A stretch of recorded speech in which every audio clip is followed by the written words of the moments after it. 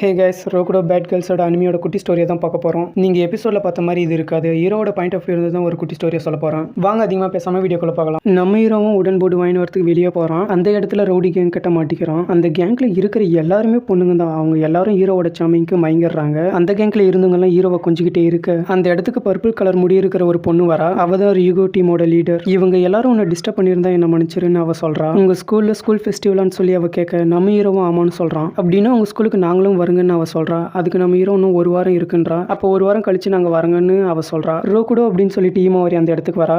அதை பார்த்து அந்த பர்பிள் கலர் முடி பொண்ணு ஈமாவரியை ஓடி போய் கட்டி பிடிச்சிக்கிறா. உங்களுக்கு ஈமாவரியை தெரியுமான்னு நம்ம ஹீரோ கேட்க அதுக்கு அவளும் ஈமாவரி 2 வருஷத்துக்கு முன்னாடி எங்கள் டீமில் தான் இருந்தான்னு அவ சொல்றா. ஈமாவரி எங்கள் டீமில் இருக்கும்போது நாங்கள் யாருக்குமே அடங்காத பொண்ணுங்களை ஊரெல்லாம் சுற்றிட்டு இருந்தேங்க. எங்களை யாராலுமே தடுக்கவும் முடியாது, எதிர்த்து கேள்வியும் கேட்க முடியாதுன்னு அவ சொல்றா.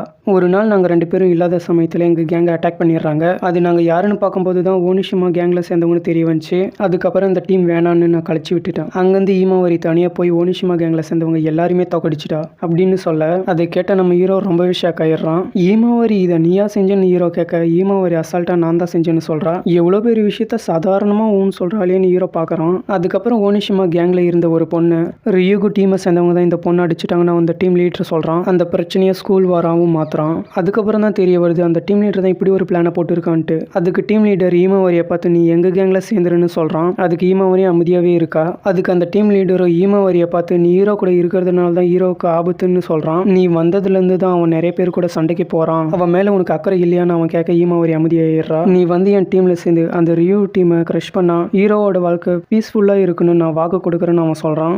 ஈமாவரியை பிரெயின் வாஷ் பண்ணி அவன் பக்கம் வர வச்சிடறான். ரியூகு கேங்கை க்ரஷ் பண்ணுறதுக்கு அவங்க கிளம்புறாங்க. ஹீரோவுக்கு என்ன பண்ணுறதுன்னே சுத்தமாக தெரியல. இந்த இடத்துல இந்த எபிசோட் முடியுது.